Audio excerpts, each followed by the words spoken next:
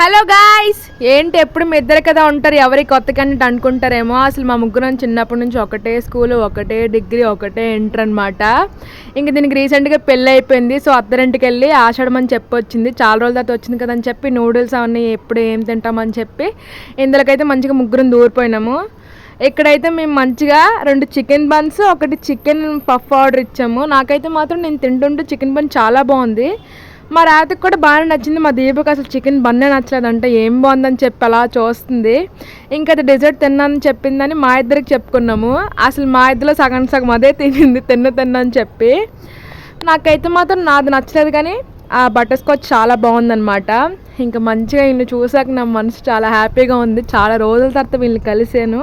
మా దీపదని డైలీ కలుస్తాను, కానీ మా రాధని ఇప్పుడే ఒక 8 months అయిపోతుందేమో కలిసి.